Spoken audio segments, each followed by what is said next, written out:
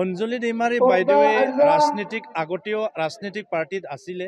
আমি সিদিনা দেখিছোঁ তেখেতে BPFৰ পৰা ৰিজাইন দিছে আৰু নতুনকৈ ৰাজনীতিক party alternative party of Bodoland বুলি এখন পাৰ্টি তেখেতসকলে জন্ম দিছে। ইয়াৰে সভানেত্ৰী হিচাপে তেখেতক দায়িত্ব লোৱা আমি দেখিছোঁ। নিশ্চয় এজ এ পলিটিচিয়ান মই তেখেতক বাইদেউক শুভেচ্ছা জনাইছোঁ। তেখেতৰ ৰাজনীতিক জীৱন আগুৱাই যাওক, যিহেতু সেৱা কৰাৰ এটা মনোভাৱ আছিলে। গতিকে আগতেও তেখেতে যিহেতু এবাৰ ৰাজনীতি নতুনকৈ গঠন কৰিছে, কিন্তু ৰাজনীতিকভাৱে আগতে যিহেতু আছিলে BPFৰ, গতিকে আজিৰ তাৰিখত নতুন ৰাজনীতিক দল যিমানেই আহক UPPLৰ কাৰণে কেতিয়াও ফেক্টৰ নহয়। ইয়াত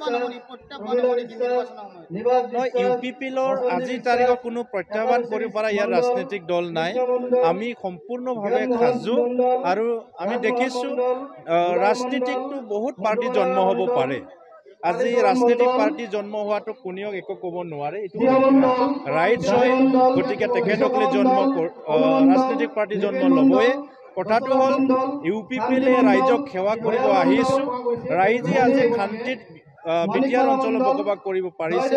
ইয়াৰ কাৰণে বিভিন্ন ৰাজনীতিক দলৰ জন্ম হ'লেও আমাৰ ইয়াত কোনেও প্ৰত্যাহ্বান নহয়। গতিকে আমি আজি UPPL শক্তিশালী, ৰাইজক লৈ, ৰাইজৰ আশীৰ্বাদ মৰমক লৈ আৰু শক্তিশালী হিচাপে আজি UPPL আগবাঢ়ি আছে।